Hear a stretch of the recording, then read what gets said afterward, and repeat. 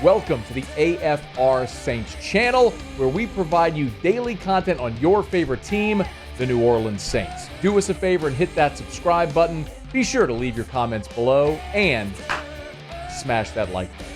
Who dat? Some really, I think, exciting, if not interesting, news for the New Orleans Saints. So much of our conversation all throughout the preseason is centered around right tackle and Trevor Penning. Now, I don't know necessarily that the decision LSU made today, I'll get to that in a second. The decision the Saints made, it does involve LSU, the Saints made today is necessarily one where you brought in a starter to replace Trevor Penning, but it's certainly competition and depth at that position because the New Orleans Saints have signed former LSU offensive tackle Austin Deculus to their practice squad. Deculus, you might remember, finished his LSU career having played more games than anyone in his LSU career, than anyone in LSU history, because he played as a freshman back in 2017, and then he got the extra COVID year from 2020, which he took advantage of in 2021. And so he ended up playing 5 seasons of football. Of course, that's not altogether uncommon anymore where you see 6th and 7th year players, but he never redshirted and got the 5th year. So similar to what Jaden Daniels did, who took advantage of his 5th year, but Jaden split it between 2 schools. So Deculus played more games as an LSU Tiger than anyone in the program's history.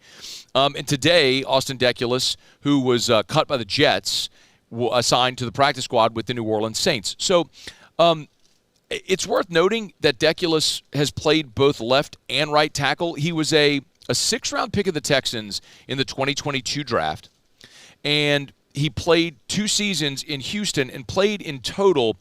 Let me make sure I have this correct. I'm doing this a little on the fly. I believe it was 12 games that he played. Yes, so 12 career games played. He played in 5 as a rookie in 2022 and then 7 in 2023 at right tackle, although he has played left tackle as well. So you have a guy that's a swing tackle who has NFL starting experience.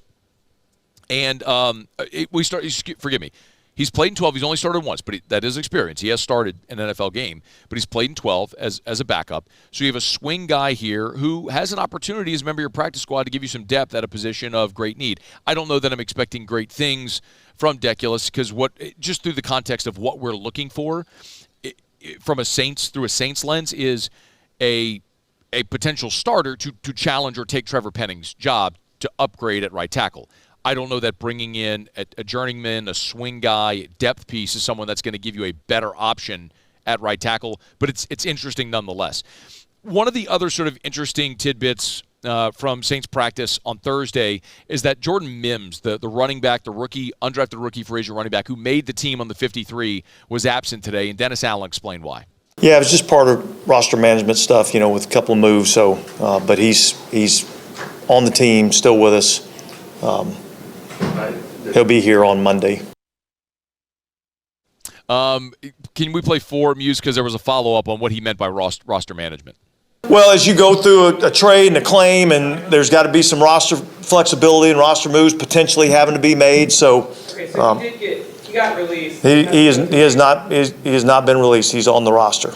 There's timing issues that go along with all these things in terms of when the report has to happen, when you turn in different things. So we didn't have to make any sort of roster move with him.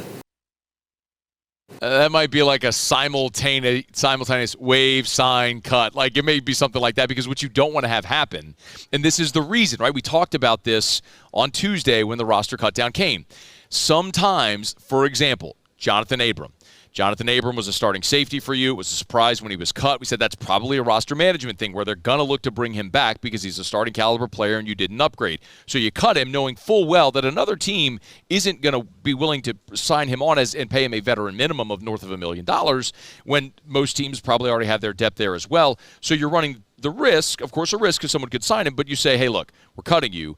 Don't go far. We're going to sign you back to the practice squad. We'll let everything else settle. And when there's less risk of losing a guy like Jordan Mims, then you can make a move. So that's kind of what that's how I'm reading this is what they're doing. So they're going to wait because they wanted to make sure if they had cut Jordan Mims, then there was a really good chance somebody was going to sign him and then play this same game. So in this instance, the Saints could play that game. They could have him on their 53-man roster. They can wait. Now, we know they signed Austin Deculus. There's another move that we're getting to here in just a quick second. They made a trade yesterday for a defensive lineman, as we talked about.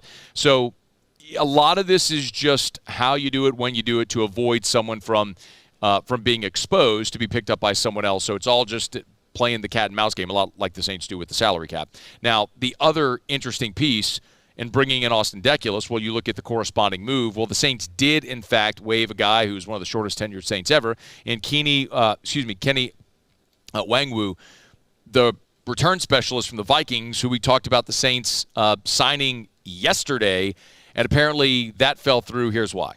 The returner you playing for Minnesota, he wasn't here. Is he travel? He'll be waived with the failed physical designation.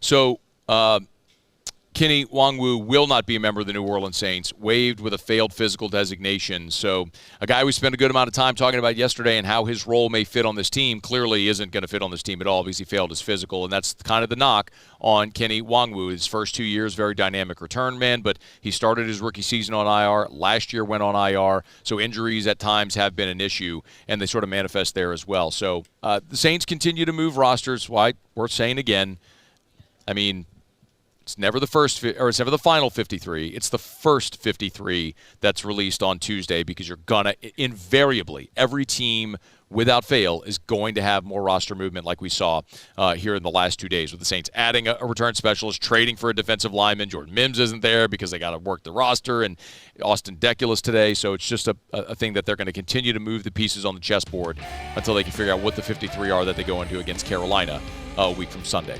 Hey, thanks so much for watching. Please leave your comments. I love to interact, and be sure to hit the red subscribe button below.